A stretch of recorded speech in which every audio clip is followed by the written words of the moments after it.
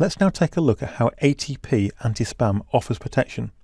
This is offered through both Office 365 and Exchange Online Protection.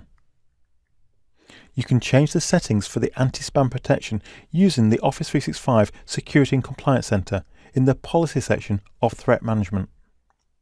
Here we can review the default protection, set up mail filtering and create allow and block lists and configure custom protection. Mail filtering is used to sift through the emails before they are sent to recipients' inboxes.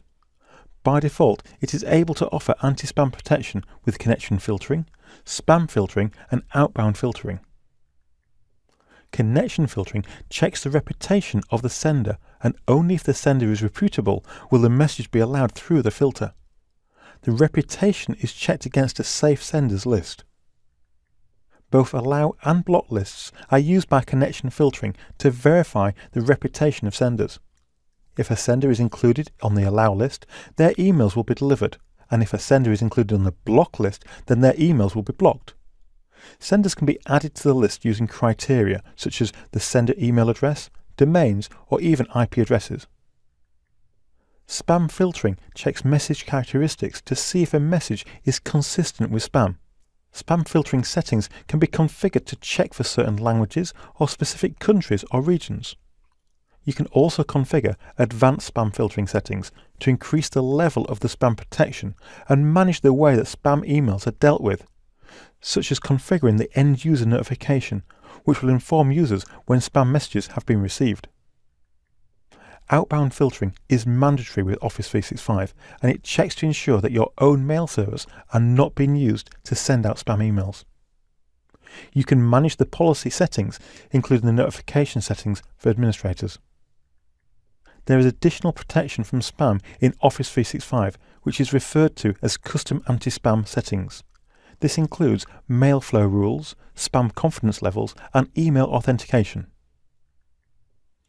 Mail flow rules are also called transport rules, which you may know if you've worked with any Microsoft Exchange mail servers. They provide an extra filter which can be used to block spam. If an email matches specific conditions configured in a mail flow rule, then that rule will take action before the email is delivered. Rules are similar to the rules that you'll find in an Outlook client and include one or more conditions, exceptions, actions, and properties. An example of this would be if an email includes specific text, then quarantine the message, block the message sender, and do not notify anyone. You can also set the spam confidence levels, or SCL, of a message. The SCL is a measure of how likely it is that a message is a spam message. You can create mail flow rules using the spam confidence level to determine the action to perform on a message. The spam confidence levels are on a scale from -1 lowest to 9 highest, and these represent a -1 is where content filtering will not be performed and spam filtering will be bypassed. If the number is between 0 and 4, then the message is likely to be safe and it will be sent on to the Exchange Online Protection content filter for further checks. If it's 5 or 6, then this identifies that the message is likely to be spam. The default action here is to send the email directly to the recipient's junk folder. If the SCL level is 7 to 9, these levels set the SCL to high confidence of spam. Another anti-spam custom protection is email authentication, which uses the DNS system to hold verifiable information that can then be included in email messages. These include Sender Policy Framework, or SPF, which identifies which servers can send mail on your behalf by providing a list of authorized sending IP addresses. Domain Keys Identified Mail, or DKIM, which adds a digital signature in the email header so that the receiving email systems trust messages sent from your custom domain.